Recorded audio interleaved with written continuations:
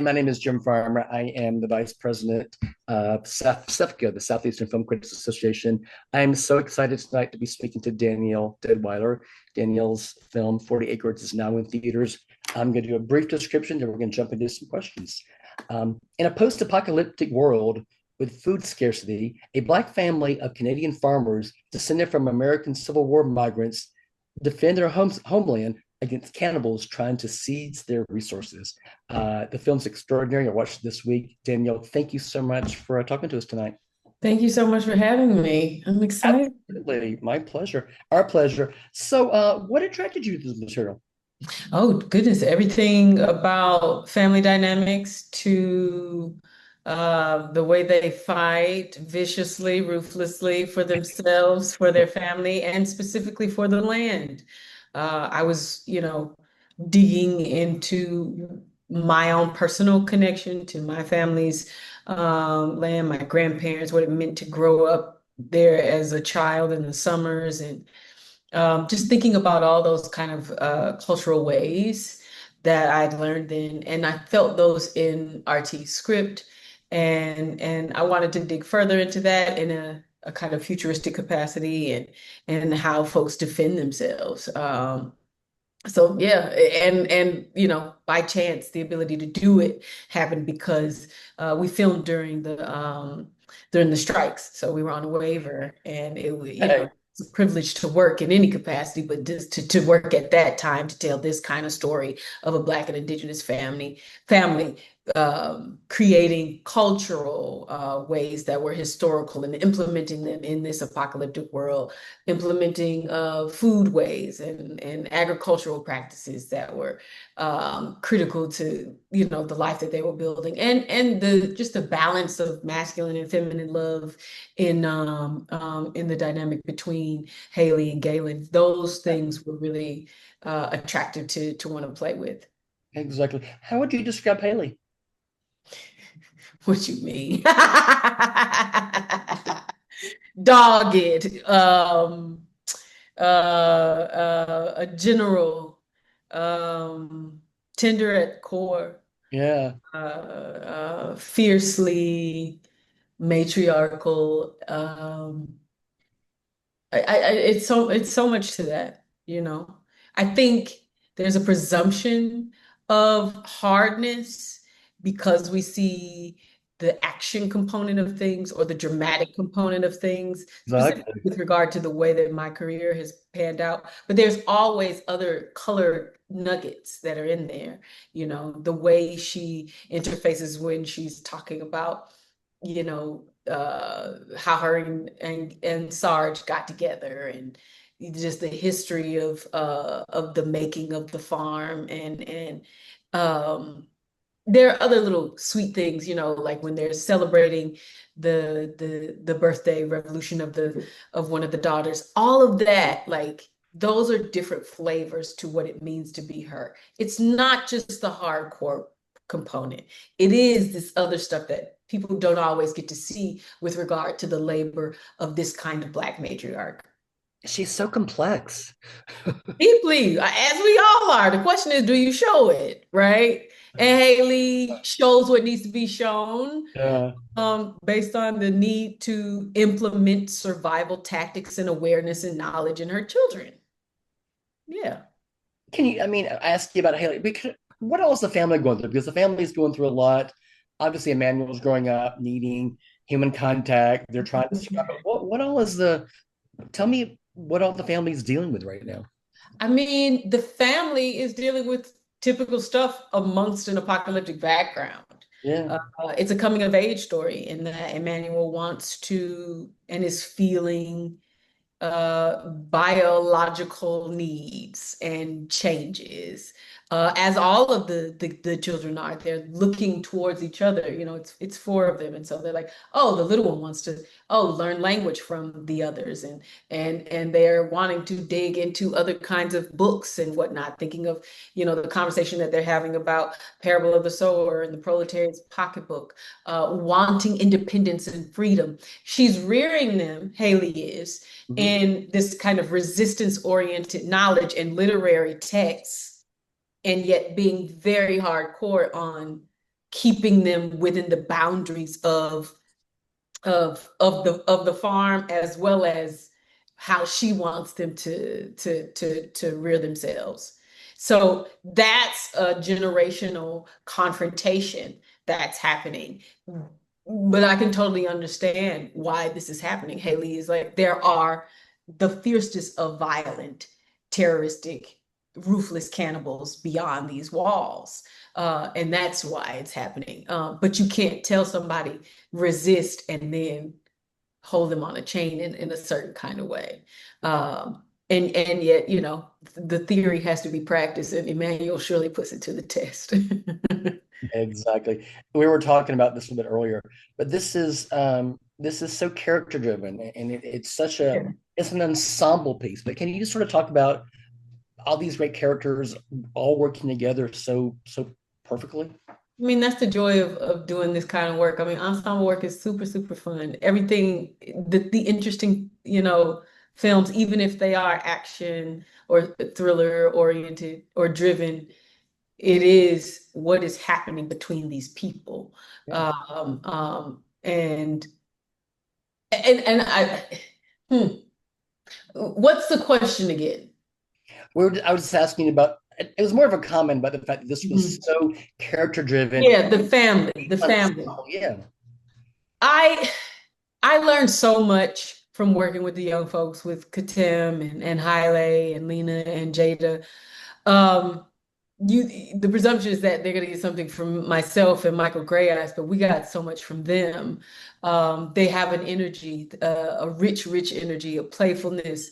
Because we shot up in Canada, in north of Toronto, 3 hours north, in Sudbury. And we were building an artistic family amongst building the Freeman family. And I think that's the thing that shows there. It's just people, we're folks who are coming together for the sake of the story, for the sake of showing the deep need, the rich needs of each individual in this family. And it was deeply playful. I mean, all of the stuff at the table. I mean, like, that's delightful. The challenge now is like, who's sitting down having family dinner and rigorous family dinner in this way? A lot of this stems from RT's experience with his own mother. He speaks about, she's the one who, is having them do book reports that aren't school affiliated, right? Like, those are the things that kind of discipline is defining, um, define his experience, and are kind of nuggets that are woven into the film that are really bringing us together with what it means to be in this family. I'm going to ask one more Wow. question and let that Al jump in as well. But you were an executive producer of this project as well. What all did that entail? This is executive producing is largely centered around creative influence and leadership, Okay. the ability to have conversations in a rich and deep way to enable the story to be fully, as fully fleshed as possible, to bring things to the fold for RT's vision to be brought to life. I've had the privilege of doing executive producer work in a few projects, and it's just having having deeper say. Okay. Uh, Mm. a rogue for hire. You're a collaborator. It's just greater leadership and influence. That's what I posit it as. It's also just like a stepmother of sorts. I think of producers as those who are meant to mother a project, truly the verb of it, not necessarily the noun, and to carry something forth and all the way through. And an EP is a creative support unto that producer to make this visually, sound wise, in all the ways, fully come into play, to the best of his ability. Okay, good. Al? Oh, how you doing, Danielle? I'm Al McGee. I'm a Good. member of SEFCA, and it's Mhm. really great to see you again, and really great this film. But let me ask you a question about Haley and her son, Emmanuel. Mhm. Do she really understand that how he wants to be a man and be independent, even though you, Haley, the mother, and you a veteran and things like that, you know you have to pin him down so he can focus on surviving. but do she really understand how he wants to be a man? I think surely she does, but the awareness is lacking.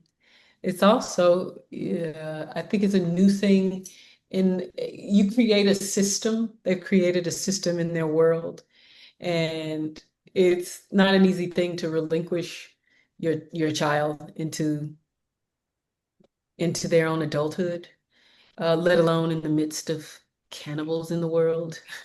I mean, comparatively, we think about now, it's a challenge, as many of the matriarchal roles that I've performed over the course of the last few years.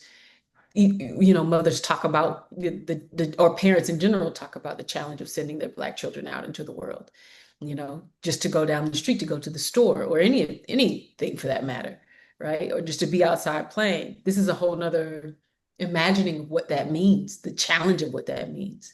And as one will find out in the film, does or does not do well in his awareness, and obviously will make mistakes. But surely she knows what it means to desire independence and a want for manhood. But it's kind of tough to yield to that, knowing the world that is outside of them. Now, working with the director, R.T. Thorne, this is really his first feature. Now, he has done music videos and things like that and worked with many other stars and music people. Uh, did he have the range for you to understand your character? I mean, you did understand the character in the film. I understand the way I saw it, but did he have any difficulties trying to direct you to be your character? No, I think that RT has a rich knowledge of television, in conjunction with the music video knowledge that he has. It's his sound and visual. So he has his own rhythm and flow. We built a language together. I come on to projects for a lot of reasons: script, complexity, intelligence, and I want to work with a certain director because that's who inevitably will be the leader. He is a co-writer of the film as well. So I don't join anything half-heartedly, and I found him to be a divine leader. Oh, that's great. And also, working with Michael Gray Eyes, this is the first time I really heard of him. And this is the first time I've seen him in a film. And man, the guy to me is very impressive.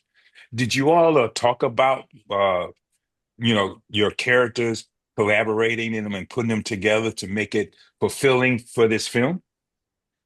Michael Gray Eyes is kind of a long-running staple in all kinds of films, right? Like he's just been in the game for an extremely long amount of time. He's got a wealth of knowledge, brought a particular knowledge about indigenous practices as well as language, and much of it I employed in my understanding of how him and Haley and Galen move through the world. Actors do their own individual thing, and you adhere to the dynamics that the script paints out for you. But myself and him, as well as the younger cast, work together and talk through a lot of different things. I just think it's pivotal to creating the family dynamic as well as the partnership dynamic that existed between Haley and Galen. And one more question. Now, this is more like an action uh, uh, role for you in this one. Do you like action roles now?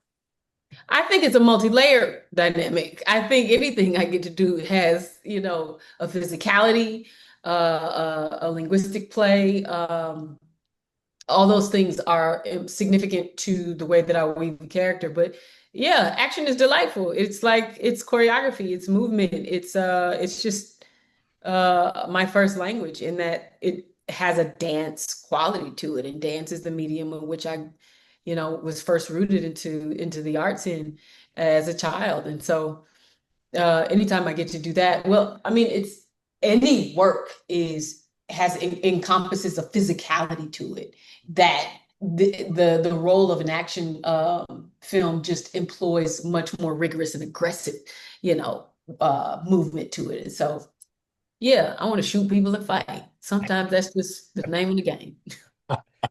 Thank you very much.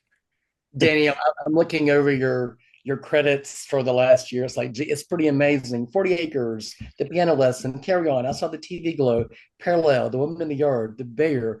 I mean, you've done such amazing work. Congratulations on the last year and a half that you've had. But how do you approach, new projects? I mean, what do you are you always what are your challenges when you say yes to something? I don't know. It's really a yes and or. I Okay, like, that's the thing. Um, the challenge is making the adjustment physically to yeah, get into the thing, but just saying yes to it. I mean, there's been a lot of time in between a lot of these works.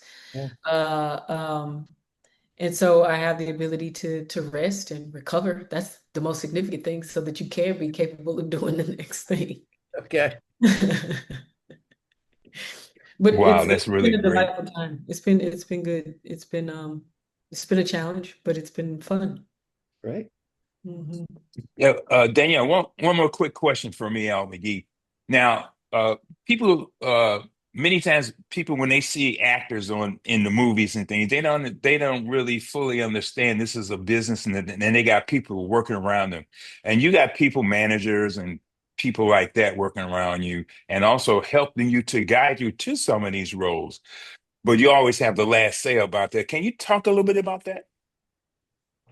Um, I think you defined it. That's pretty much it. It's a conversation between people to see what's most ideal for you. I think at core, you have an understanding of what's attractive to you as an artist. As I said, the kinds of scripts that come my way or the ones that are intriguing to me are smart, complex, well written, uh, um, um, you know, things that are challenging normative standards and that's interesting to me and who I get to play with. Who do I get to play with director wise as at the top at the base, as well as producers? Who is carrying and shepherding a project forward?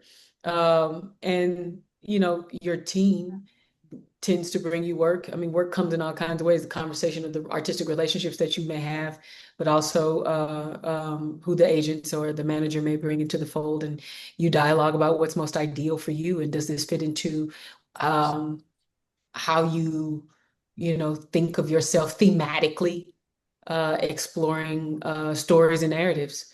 So yeah, it's just an ongoing conversation. I don't think it's anything more magically like different than that. Everybody has their own methods to getting to the thing, but at the end of the day, it's a collaborative conversation always, and selecting what's best for you. And sometimes it's just freaking happenstance. Schedules are out of control. Can they work? If they do, righteous. If they do not, flow. I think we have about 5 minutes, so we're going to close with two more quick questions.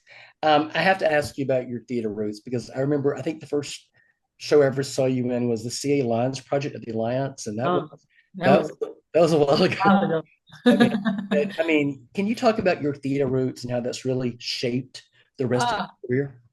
the theater roots are still rooting. They are the energy that I mean the roots are in the soil. That's where you're getting all the nutrients from.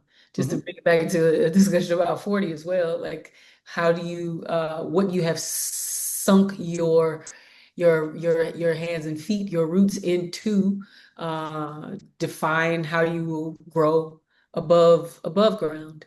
And theater has done that for me. It still does that for me. Those are the people that I have conversations with about work. Those are the people that have defined a lot of practicing and modalities of artistic practice for me. And I will be doing theater sooner than later, you know.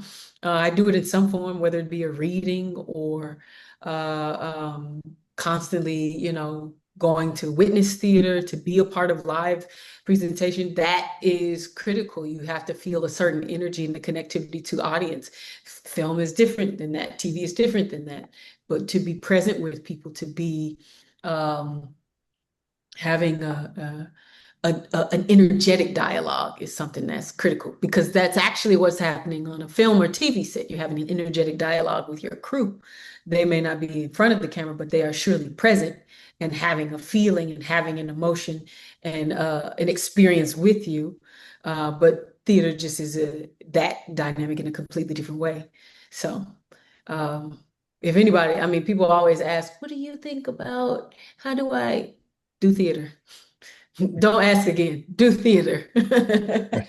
Thank you. All right, final question. And that's a very smart answer. I'm sorry to cut you off.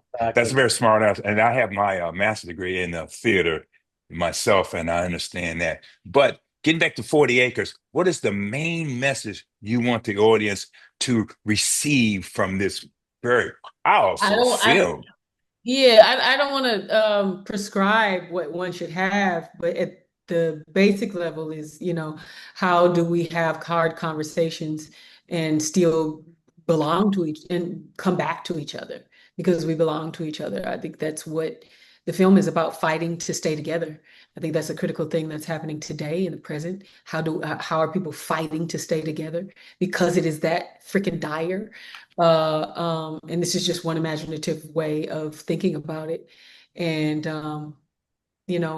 encouraging a good time and entertaining time, but also a lot of, truths within it, that how do we stay connected as a family? How do we root to our history? How do we, and how do we still do all of that and grow and enable those who we love and are fighting for, which are largely our children, to have the capacity to grow into the people that they want to become too. Yeah. Danielle, as we Thank you. wrap up, can you just talk briefly about some of your upcoming projects? I don't know what you're talking about. I mean, when it comes, it comes. But at this time, 40 is out. The Bear is obviously delightfully fun, and people are having a conversation with it. Other things are in development and at various stages, but soon enough, more fun. Announcements have been made. Check the trade. Danielle, thank you so much for taking time to talk to us. Congratulations on the film. 40 Acres is amazing. Congratulations on your career, which is just going so well right now. Thanks for talking to us. Thank you, Jim. Thank you, Albert. I appreciate y'all. It's been delightful. Thank you. I really appreciate you and your work and your talent. Thank you. Thank you. Have a great 4th of July weekend. Oh, you too. This is your entertainment ticket. Latest and greatest movies.